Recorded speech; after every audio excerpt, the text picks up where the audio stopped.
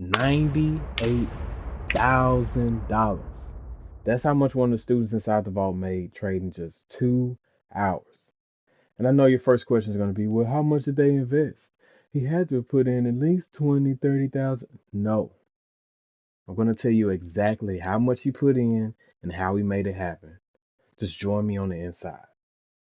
Remember, our mission is to help you build wealth one video at a time.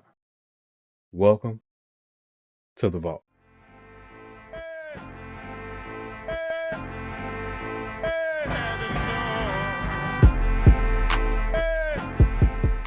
What's going on, YouTube? It's your favorite Hellish YouTuber back again with a brand new video. And as always, before we get into it, let's get started with some Monday motivation. There's nothing more limiting than being a realist, because a realistic mindset limits what's possible to what's already happened. The future is yet to be determined, so treat every moment as an opportunity to create new possibilities for our reality. In other words, be unreal. For today's video, we're going to hop straight into the charts for our weekly watch list. If you're new to the channel and you like what you see so far, go ahead and hit that like button, subscribe to the channel, and turn on notifications so you don't miss any new content. Without further ado, let's get into it. First things first, let's kick it off with AMD. As you can see, on Friday the 28th, we got a close right underneath our 62.68 level. So of course, we were looking to see if it would either reject or break above. In this case, it rejected during the pre-market on Monday, and we got a nice open right at our 59.80 support. We got a nice slight bounce up and a consolidation for the day. And then again, on the next open on Tuesday, we got another open right at our 59.80 level. Another entry for calls. Remember, we buy support, sell at resistance. We buy calls at supports, we buy puts at resistance. So we buy calls here again. 2 days in a row, we could have made a nice profit, or even if we held for a larger move. We got that move during the after hours and pre-market going into Wednesday. Yes, when we opened, we started falling, and if we bought at 59.80, we see that we would have gotten an open right at our 62.68 level, which we could have sold because we buy at support, sell at resistance. We buy our calls at support, sell them at resistance. So we could have sold here, and if we were feeling froggy and jumped on this buy puts at resistance and sell at support, we could have done the exact same thing. Bought it at resistance here, bought our puts down from 62.68 down to 59.80. But as you can see, even during the after hours and pre-market, our levels are respected. Once we got a break below this 59.80, the same thing we did that I didn't mention before. We broke below, you see this long wick on this green candle. Of course it reversed, but still we broke below our 59.80 level during the after hours on Tuesday. Came down to 57.48 for a solid bounce up. Same thing Wednesday going into Thursday. We got a nice bounce down back to our 57.48 level with a nice bounce up from that, showing that this again is another strong support level. And then when it was all said and done, AMD pretty much closed right where it opened for the week. This is where we closed on this past Friday, and this is where we closed on Friday the 28th. So again, same strategy. We're either looking for a break above our 62.68 line or a fall down to our 59.80, possible bounce, or a break below our 59.80 down to 57.48, so on and so forth. Just that simple. Moving on. So with Square, same exact thing. We see on Friday we closed right above our 59.71 level, so all we'd be looking for is either a bounce up to 63.13 or break down to our next level at 58.11, 56.01, so on and so forth. Same as AMD, we pretty much opened right where we closed for last week, so we're going to be looking at the exact same setup. Being that we're above 59.71 going into this week, what we'll be looking for is a strong hold of this support at 59.71 for a bounce up to 63.13, or a break below 59.71 down to our 58.11 level. Same thing we've done every week for the past 4, 5, 6, 7, 8, 9, 10 weeks, however long it's been. We're just going to continue to play level to level to level. We get a break below 59.71, we'll go to 58.11. If we break below 58.11, we'll go to 56.01. If we break back above 58.11, we'll go to 59.71, and then up to 63.13, so on and so forth. Just play level to level to level. I don't get caught up in trying to predict the market. I just let the market tell me what it wants to do. When it breaks certain levels, we have a very high probability. Nothing is 100%, but we have a very high probability that we're going to reach a certain level after breaking certain levels. That's just the way it works. So moving on, we'll take a look at Tesla. All right, looking at Tesla, same thing we've been saying every week. The same thing I just said on Square and AMD, just playing level to level to level.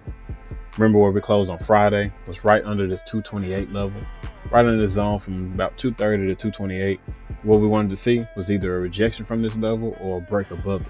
A break above it would send us to 235.35. A hold below, which brings us down to 225 and possibly lower. In this case, we held below this level. And you can see on Monday, we fell to a low of 221.94. As you can see, it's highlighted by this cyan line. This line was not on here in our last week's video, but this is something that we identified based off the movement during last week. Got a nice bounce from this level. You see during the pre-market on Tesla going into Tuesday, we got a break above this zone with a high of 237.32, showing resistance at our 235.35 level. We rejected pretty hard back beneath that 228 level, down to our 225 level on Wednesday, all the way down to, guess what, our 216.17 level. On Friday, we see we got a nice pop up off our 216.17 level. Then we found some consistent resistance during the pre-market at this 221.94 area, and this is actually when we drew this line during the pre-market on Friday, where we noticed this level. And of course, this is the level where one of our students inside the vault was able to make $98,000 in 2 hours simply playing Tesla, simply playing the levels that we teach on this channel, that we've shown you on this channel week in and week out.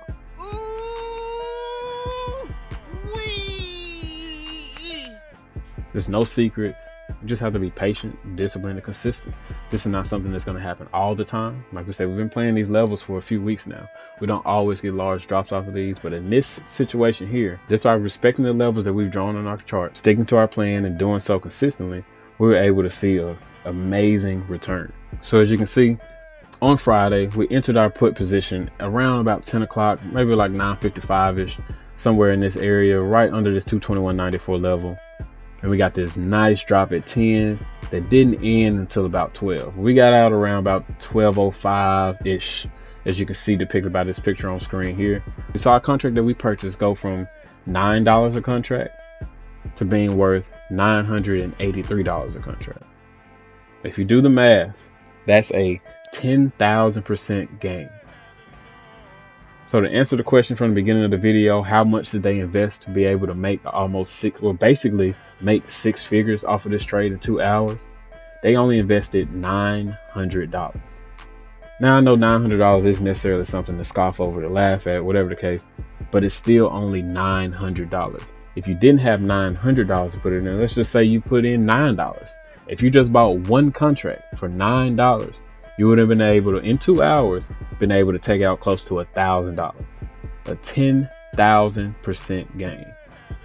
So whatever you invested, just multiply it by 100.